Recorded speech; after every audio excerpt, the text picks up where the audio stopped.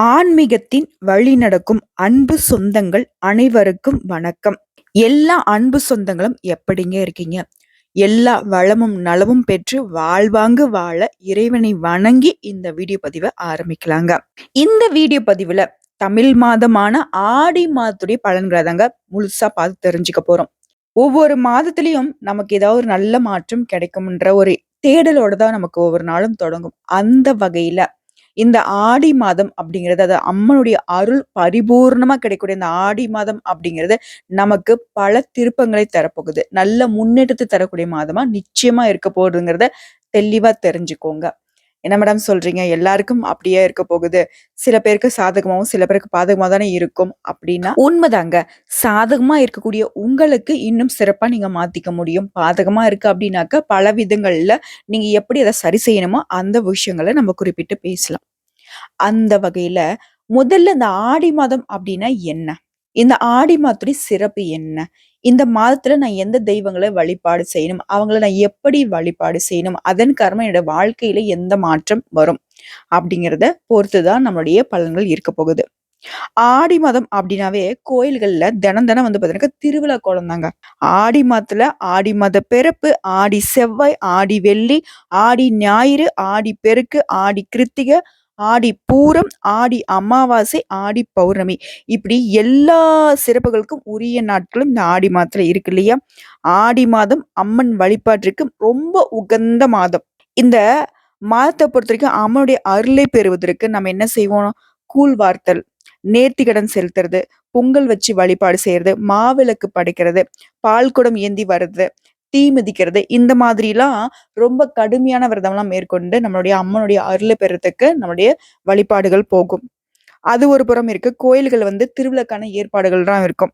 அதெல்லாம் பார்த்தீங்கன்னாக்க எந்த ஒரு சின்ன சின்ன கிராமம் எடுத்துக்கிட்டாலும் இந்த மாதத்துல அம்மனுடைய வழிபாடு செஞ்சுக்கிட்டே இருப்பாங்க. முக்கியமா கிராம தேவதைகள்னு சொல்லுவோம் இல்லையா? காவல் தெய்வங்கள், கிராம தேவதைகள் இவங்களுக்கெல்லாம் வந்துட்டு கோலாகலமா திருவிழா எடுத்து கொண்டாடிட்டு இருப்போம்.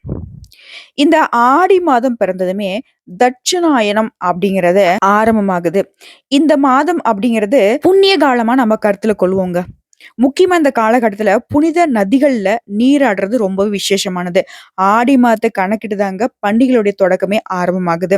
ஆடி மாதம் முழுவதுமே கிராமப்புறத்துல காவல் தெய்வமா விளங்கக்கூடிய மாரியம்மனு, ஐயனாரு, மதுரவீரன், மாடசாமி, கருப்பணசாமி இந்த மாதிரியான கிராம தேவதைகளுக்கு பூஜைகளும் விழாக்களும் எடுப்பாங்க. நமக்கு எல்லாருக்கும் தெரிஞ்ச விஷயம் ஒண்ணு இருக்கு இல்லையா? அரியும் சிவனும் ஒண்ணு அப்படின்னு சொல்லுவோம் இல்லையா? அந்த தத்துவத்தை உலகத்துக்கு உணர்த்துறதுக்கு தான் இந்த விழாக்களே நடத்தப்படுதுங்க. ஆறு அப்படிங்கிறது தாங்க நம்ம மக்களுடைய நாடியாவே இருக்கு. அதனாலதாங்க ஆடி மாதத்துல புதுசா மழை பெஞ்சு வரக்கூடிய அந்த நீர்ல அந்த புனித நீர்ல நீராடி வழிபாடு செய்யறது அப்படிங்கிறது நம்ம முன்னோர்களால இப்ப வரைக்கும் நம்ம ஃபாலோ பண்ணிக்கிட்டு வர ஒரு விஷயம். மேலும் இன்னொரு சிறப்பு இந்த ஆடி மாதத்துக்கு இருக்குங்க. ஆடி மாதத்துல சிவனின் சக்தியை விட பார்வதி தேவியுடைய சக்தி வந்து அதிகமா இருக்குங்கிறது ஐதீகம். தமிழ் மாதங்கள்ல ஆடி மாதத்தில் தாங்க அதிகபட்சமா அம்மன் கோயில்கள்ல திருவிழா நடக்கும். இதனாலவே ஆடி மாதம் அப்படிங்கிறது அம்மன் பக்தர்களுக்கு ரொம்பவே விசேஷமான காலமா கருதப்படுது. இந்த ஆடி மாதத்துல நீங்க எப்படி வழிபாடு செய்யணும்னா, ஆடி செவ்வாய்க்கிழமைகள்ல கோயில்ல எலுமிச்சம் பழத்தால விளக்கேற்றி வழிபாடு செய்தீங்க அப்படின்னா கூடுதல் பலன் கிடைக்கும். ஆனா எலுமிச்சம் பழத்தை வந்து பாத்தீங்கன்னா வீடுகள்ல விளக்கேத்தி வழிபாடு செய்யக்கூடாதுங்க. அதுவே ஆடி மாதம் வளர்பிறை துவாதசி நாள்ல தொடங்கி கார்த்திகை மாதம் வளர்பிறை துவாதசி வரைக்கும் பெண்கள் வந்துட்டு துளசி மாடத்துக்கு பூஜை செய்து வந்தீங்க அப்படின்னா நினைச்சது நடைபெறும். வீட்டுல சகல செல்வங்களும் குவியும். ஆடி மாதத்தை பொறுத்த வரைக்கும் முத்து மாரியம்மனை மனமுருகி வழிபாடு செஞ்சீங்கன்னா திருஷ்டிகள் விலகி நன்மைகள் உண்டாகும். இந்த ஆண்டு அப்படிங்கிறது ஆடி மாதம் ஜூலை 17ஆம் தேதி புதன்கிழமையில தொடங்கி ஆகஸ்ட் மாதம் 16ஆம் தேதி வெள்ளிக்கிழமை நிறைவடைது. மேடம் இந்த ஆடி மாதம் அப்படிங்கிறது தெய்வ வழிபாட்டுக்கு அவ்வளோ நல்லதுன்னு சொல்றீங்க. ஒவ்வொரு நாளும் நம்ம வழிபாடு செஞ்சோம் அப்படின்னாக்க நிறைய நன்மைகள் நமக்கு உண்டாகும்னு சொல்றீங்க. ஆனா ஏன் இந்த மாதத்துல வந்து பாத்தீங்கன்னா திருமணம் இந்த மாதிரி சுப நிகழ்ச்சிகளை செய்யறதில்லன்னு கேட்டோம்னா, ஆடி மாதம் செய்யக்கூடிய வழிபாட்டு வந்து வாழ்க்கையை செழிக்க வைக்கும் அப்படிங்கிறது நம்பகமான ஒரு உண்மை. இந்த மாதத்துல திருமணம் இந்த மாதிரி நிகழ்ச்சிகளை வந்து நம்ம தவிர்த்துட்டு அம்மன் அருளை பெறலாம் அப்படின்னு சொல்லிட்டு அதற்கான வழிபாட்டுக்காக இந்த மாதத்தை வந்து நம்ம பயன்படுத்திக்கிட்டு இருக்கோம். அதை தவிர்த்து வேற எந்த ஒரு காரணமும் இல்லைங்க. ஏன் ஆடி மாசம் திருமணம் நடத்துறதுல அப்படின்னுட்டு சரிங்களா? தெளிவான ஒரு விளக்கம் தான். இந்த மாதம் முழுக்கவே நம்ம அம்மனுடைய அருளுக்கு, அதாவது தெய்வீக வழிபாட்டுக்கு பயன்படுத்திக்கிறோம். அவ்வளவுதான். ஸோ இப்ப எல்லாருக்கும் புரிஞ்சிருக்கும். ஆடி மாதம்னா என்ன? அந்த மாதத்துல என்னென்ன சிறப்புகள் இருக்கு? அந்த காலகட்டத்துல நம்ம எப்படி வழிபாடு செய்யணும்? அந்த வழிபாடு நமக்கு எந்த மாதிரியான பலன்கள கொடுக்கும்? தெரிஞ்சுக்கிட்டீங்கன்னு நெனைக்கிறேன். பிடிச்சிருந்தா நம்ம வீடியோ தொடர்ந்து பாருங்க. பிடிக்கல அப்படின்னாக்கா ஸ்கிப் பண்ணிட்டு கூட உங்களுக்கு தேவையான இடங்கள்ல இருக்கக்கூடிய செய்திகள பார்த்து தெரிஞ்சுக்கோங்க. நல்லது நடக்கும், நல்லது மட்டுமே நடக்கணும்னு சொல்லி இந்த வீடியோ பதிவை தொடங்குறேன். ஆடி மாதத்துல திருக்கணித பஞ்சாங்கத்த வச்சு பார்க்கிறப்போ சரி, நவகிரகங்களோட சஞ்சாரத்த வச்சு பார்க்கிறப்போ சரி, காலபுருஷ தத்துவத்துல முதல் ராசியா இருக்கக்கூடிய மேஷ ராசி அன்பர்களே, உங்களுக்கு இந்த ஆடி மாதம், அதாவது அம்மனுடைய அருள் பரிபூர்ணமா இருக்கக்கூடிய இந்த ஆடி மாதம் அப்படிங்கிறது எப்படி இருக்க போகுது? நான் நினைக்கிறது ஒண்ணு, நடக்கிறது ஒண்ணு. எனக்கு மட்டும் என்னவோ இப்பல்லாம் ஒரு காமெடி வருது பார்த்தீங்களா? கடவுளே! என்னுடைய ஜாதகத்த நீ தப்பா எழுதிட்ட போல. கொஞ்சம் கரெக்ட்டா பாரேன். நேரா குரு பகவான் கிட்ட போக வேண்டியது சனி பகவான் கிட்ட போயிடுச்சு. அவரு பார்த்தீங்கன்னாக்க இஷ்டத்துக்கு ஏதோ ஒண்ணு பண்ணிக்கிட்டு இருக்காரு அப்படிங்கிற மாதிரி, அந்த காமெடிக்கு தகுந்த மாதிரி இந்த மேஷ ராசிக்காரங்க வாழ்க்கை இருக்கு. செவ்வாய் பகவான், அதாவது பூமிக்காரகன். இவர் நெனச்சாரு அப்படின்னா பார்த்தீங்கன்னாக்கா, வாழ்க்கைய செழுமையா மாத்த முடியும். அவர நான் ராசி அதிபதியா வச்சிருக்கேன். முருகப்பெருமானுடைய பரிபூர்ண அருளாசி எனக்கு இருக்கு. எப்பவுமே பார்த்தீங்கன்னாக்கா, நான் முயற்சி செய்யக்கூடிய விஷயத்துக்கு வெற்றி கிடைக்கும் அப்படின்னு எல்லாரும் சொல்றாங்க. ஆனா பெருசா எனக்கு வாழ்க்கையில முன்னேற்றம் இல்ல. கஷ்டமோ, நஷ்டமோ விழ்றேன், எழ்றேன், விழ்றேன், எழ்றேன். விழுகிறது மட்டும் எனக்கு கன்டினியூஸா இருக்கு. எழுகிறது அப்படிங்கிறது ரொம்ப லேட் ஆகுது. இந்த விஷயம் உண்மைதான மேஷ ராசிக்காரங்களே. நான் முயற்சினால விழுகிறனோ இல்லையோ, ஆனா துரோகத்தினால விழுந்திருக்கேன். பச்சையா ஏமாத்துறாங்க. பச்சையா முதுகுல குத்துறாங்க. பச்சை அப்படிங்கிறது எப்படி இருக்கு தெரியுமா மேடம்? ஒரு பிளேட எடுத்து என்னுடைய நெஞ்சில நேரா கிழிச்ச மாரி இருக்கு. ரத்தம் சொட்ட சொட்ட என்னுடைய வாழ்க்கைய நான் நடத்திக்கிட்டு இருக்கேன். இது உங்களுக்கு புரியுதா இல்லையா தெரியல மேடம். கொஞ்சம் கடவுள்கிட்ட எடுத்து சொல்லுங்க. அப்படின்ற அளவுக்கு உங்க வாழ்க்கை போராட்டத்த மட்டுமே வச்சுட்டு இருக்கு. இதற்கு காரணம் என்ன தெரியுங்களா? செவ்வாய் பகவான் அப்படிங்கிற போர் கடவுளுங்க.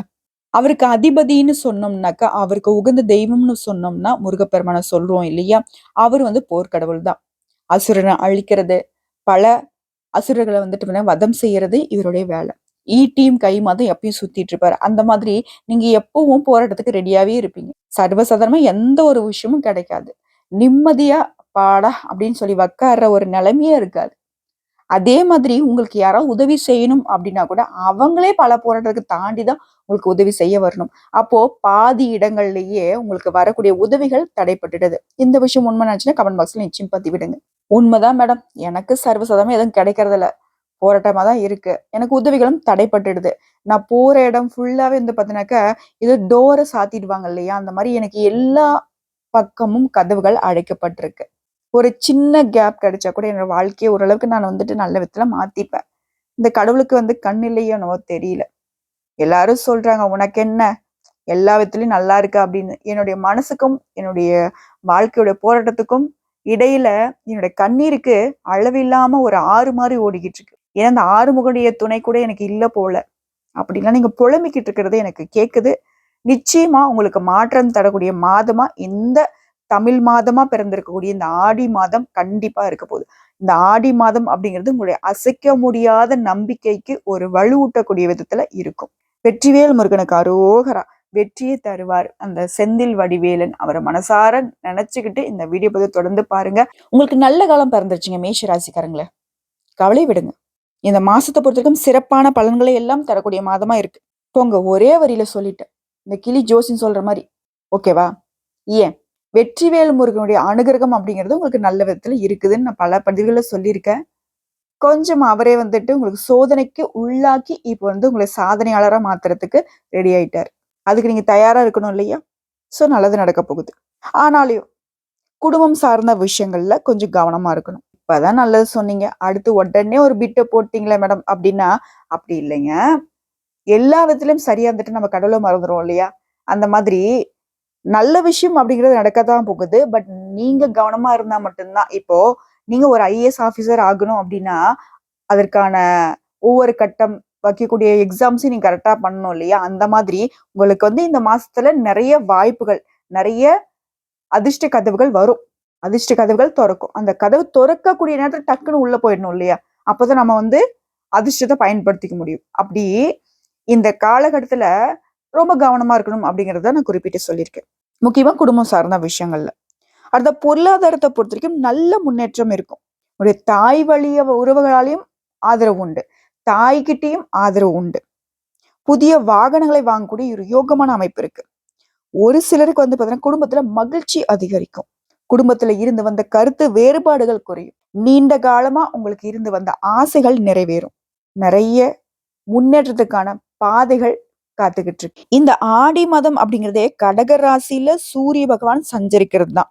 அதிர்ஷ்டத்தினை அள்ளி தர போறாரு. முக்கியமா உங்களுடைய 4ஆம் வீட்டுல சூரிய பகவான் சஞ்சாரம் செய்யறதுனால உங்களுடைய வியாபாரம், தொழில் சார்ந்த விஷயங்கள்ல நல்ல முன்னேற்றம் இருக்கும். உங்களுடைய வேலையில திருப்தி உண்டாகும். உங்களுடைய பொருளாதார நிலை அப்படிங்கிறது முன்ன இருந்ததை விட இப்போ வந்து பாத்தீங்கன்னாக்கா நல்ல முன்னேற்றம் உண்டு.